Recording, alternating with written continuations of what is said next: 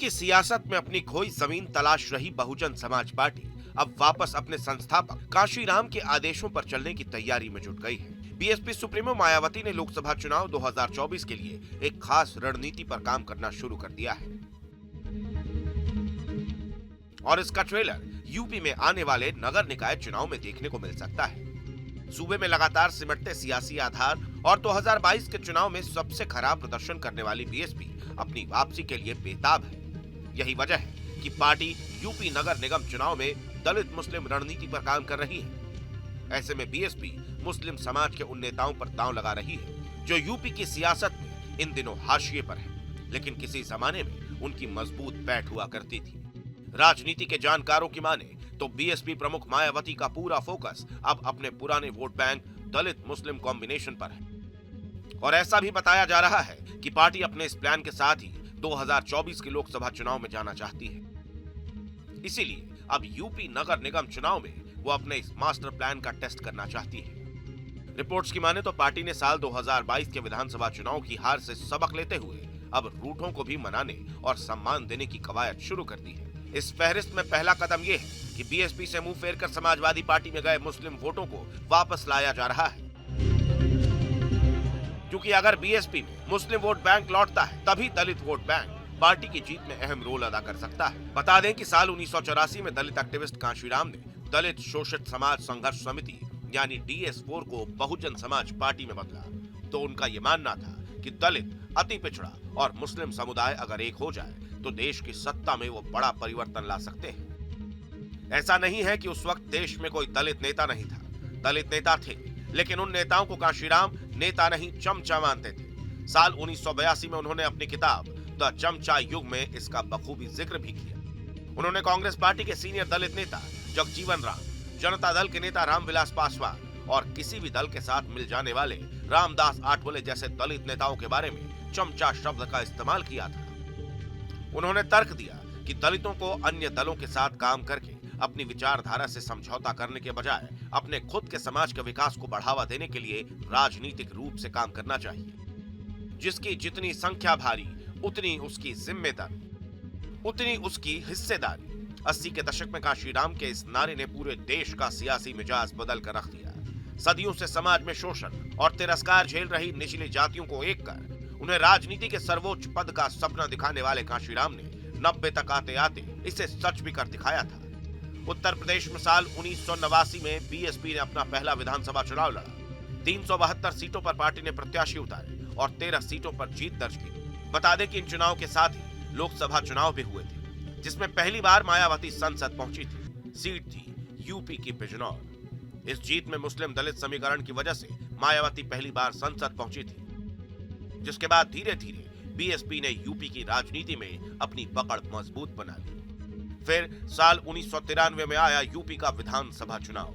यह चुनाव बीएसपी और मायावती के लिए बेहद निर्णायक रहा। इस चुनाव में पहली बार कांशीराम और मुलायम सिंह यादव ने मिलकर चुनाव लड़ा और समाजवादी पार्टी को 109 और बीएसपी को 67 सीटें मिली। यह गठबंधन दलितों, पिछड़ों और अल्पसंख्यकों के गठजोड़ का साक्षी रहा, जिसने राम मंदिर की हवा के बावजूद सपा बसपा को बीजेपी के बराबर ला खड़ा किया। तब से लेकर 2007 से पहले तक दलित, अति पिछड़ा और मुसलमान ही बीएसपी के चुनावी समीकरण की धुरी रहे हैं। साल 2007 में ब्राह्मणों को बीएसपी ने अहमियत दी और पार्टी ने प्रदेश में पहली बार पूर्ण बहुमत की सरकार बना ली। लेकिन 2012 के बाद से बीएसपी का ग्राफ लगातार गिर रहा है। 2022 के विधानसभा चुनाव में मुसलमानों ने जिस तरह से एक तरफा सपा को वोट दिया है, उसके चलते बीएसपी यूपी में गिरकर 12% वोटों पर आ गई है। सूबे में दलित 22% है, मुस्लिम 20%। ये दोनों वोट एक साथ आ जाते हैं तो फिर यह आंकड़ा 42% हो जाता है और अति पिछड़ी जातियां जुड़ती हैं तो बीएसपी इस ताकत में आ जाएगी कि वो बीजेपी को चुनौती दे सके। 2022 के विधानसभा चुनाव के बाद बीएसपी जहां खड़ी है, जो उसका वोट परसेंटेज है और जनाधार उसका जिस तरह से सिकुड़ा है, बल्कि मैं कहूं तो 2012 के विधानसभा चुनाव के बाद लगातार वो डिक्रीज कर रही है। और ये जो अभी ताज़ा चुनाव हुए हैं 22 के, यहाँ पहुँचते पहुँचते तो बीएसपी एकदम से 13% के नीचे आ गई। आपको बता दें कि साल 2022 के विधानसभा चुनाव में मिली करारी हार से बीएसपी ने बड़ा सबक लिया है। विधानसभा चुनाव में उसने ब्राह्मण दलित कार्ड पर दांव खेला था, लेकिन पार्टी के हाथ गहरी निराशा लगी। चुनाव में बीएसपी सिर्फ एक सीट जीतने में कामयाब रही। इसके बाद से ही बीएसपी ने यूपी में वापस अपने कोर वोट बैंक को एकजुट करने का काम शुरू कर दिया है। पार्टी अब मुस्लिमों पर ही अपना ध्यान केंद्रित कर रही है। इसीलिए अब बीएसपी यूपी में प्रदेश से लेकर जिला और पंचायत स्तर तक मुसलमानों को पार्टी से जोड़ने का अभियान चला रही है। खबरों की माने तो बीएसपी ने उत्तर प्रदेश में कम से कम 7 नगर निगम के मेयर सीटों पर मुस्लिम प्रत्याशी उतारने की रणनीति बनाई है, ताकि 2022 के विधानसभा चुनाव में बीएसपी से मुंह फेर कर समाजवादी पार्टी में गए मुस्लिम वोटों को वापस लाया जा सके। मुस्लिम लौटता है तभी बीएसपी का दलित वोट बैंक अहम रोल अदा कर सकता है। मुसलमानों को जोड़ने की मुहिम में बीएसपी ने अपने पुराने साथियों के अलावा अन्य पार्टी के मुस्लिम चेहरों को भी पार्टी में स्थान और सम्मान दिया है। बीएसपी ने वेस्टर्न यूपी के बड़े मुस्लिम नेता इमरान मसूद को पहले पार्टी में शामिल किया और फिर उनकी पत्नी साइमा मसूद को सहारनपुर नगर निगम से मेयर का प्रत्याशी बनाया।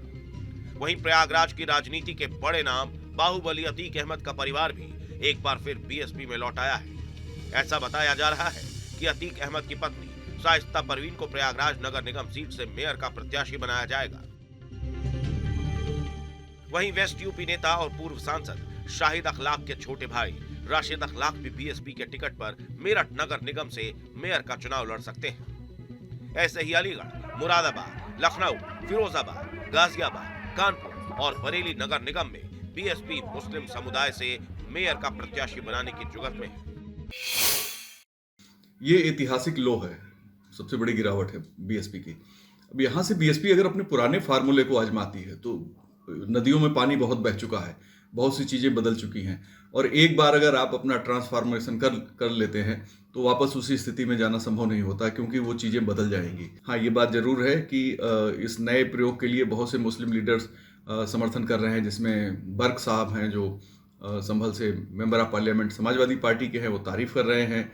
सपा से इमरान मसूद चले गए, और भी कुछ नेता हैं जिनको उम्मीद लगती है आजमगढ़ के बाई इलेक्शन के बाद लोकसभा के चीजें लगता है कि बेहतर होंगी। आपको बता दें कि इमरान मसूद, अतीक अहमद और शाहिद अखलाक यूपी की राजनीति में वो चेहरे हैं जिनकी हनक एक जिले तक सीमित नहीं थी, बल्कि ये जिस भी पार्टी से चुनाव लड़े उसका संदेश पूरे प्रदेश में गया। हालांकि ये बात भी सच है कि वक्त के साथ साथ इन नेताओं का राजनीतिक रसूख कम जरूर हुआ है, लेकिन बीएसपी का अपना वोट बैंक भी साथ हो जाने से पार्टी को इसका फायदा जरूर मिल सकता है। प्रयागराज के इलाके में बाहुबली अतीक अहमद का सपना सियासी वर्चस्व था, लेकिन सपा से दरकिनार होने और कानूनी शिकंजा कसने के बाद ये पकड़ कमजोर पड़ी है। सहारनपुर में जिस तरह से इमरान मसूद का दबदबा है, उसी तरह अतीक के परिवार का प्रयागराज में अभी भी असर है। ऐसे ही मेरठ में शाहिद अखलाक के परिवार का अपना जलवा है। मेयर से लेकर विधायक और सांसद बनते रहे। अब बीएसपी इन दिग्गज नेताओं के परिवारों की राजनीतिक धरोहर के बहाने मुस्लिम वोटों को जोड़ने की कवायद कर रही है। पार्टी में शामिल होते ही इमरान मसूद को वेस्टर्न यूपी का कन्वीनर बनाया गया। इसके जरिए ये मैसेज देने की कोशिश की गई है कि यूपी में मुस्लिम समाज का सबसे बड़ा फायदा बीएसपी के साथ रहने में है और यूपी में बीजेपी को हराने में समाजवादी पार्टी सक्षम नहीं है। ऐसे में अगर मुस्लिम बीएसपी के साथ आए तो बीएसपी बीजेपी को आसानी से हरा सकती है।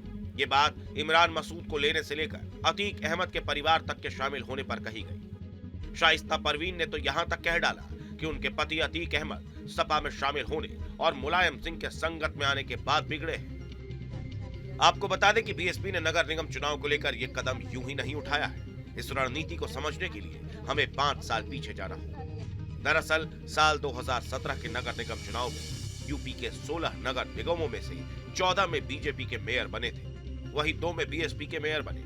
ये दोनों मेयर अलीगढ़ और मेरठ में बने थे, जबकि समाजवादी पार्टी अपना खाता नहीं खोल सकी। अलीगढ़ में मेयर का चुनाव बीएसपी के टिकट पर फुरकान अहमद जीते थे, तो वहीं मेरठ में योगेश वर्मा की पत्नी सुनीता वर्मा जीती। सुनीता वर्मा को जिताने में बीएसपी नेता याकूब कुरैशी की अहम भूमिका रही। हालांकि मेरठ से मेयर बनी सुनीता वर्मा 2022 के विधानसभा चुनाव में समाजवादी पार्टी में शामिल हो गई थी। इसीलिए इस बार बीएसपी राशिद अखलाक को मेरठ में मेयर पद से चुनाव लड़वाने की तैयारी में है। इसके अलावा साल 2017 में बीएसपी सहारनपुर और झांसी में मेयर चुनाव में बहुत मामूली वोटों से हार गई थी। आगरा नगर निगम चुनाव में भी बीएसपी नंबर 2 पर रही थी। आगरा में दलित करीब 3 से 3.5 लाख है। इसके अलावा मुस्लिम समाज के भी करीब 1 से 1.5 लाख वोटर हैं। ऐसे में बीएसपी अगर बीजेपी को हराती हुई नजर आती है तो मुस्लिम वोट भी एकजुट हो सकता है। ऐसा पैटर्न गोरखपुर, कानपुर, बनारस और दूसरे नगर निगम में भी दिख सकता है। ऐसे में यह देखना दिलचस्प होगा कि मायावती का दलित मुस्लिम फॉर्मूला बीएसपी के लिए कितना फायदेमंद रहता है।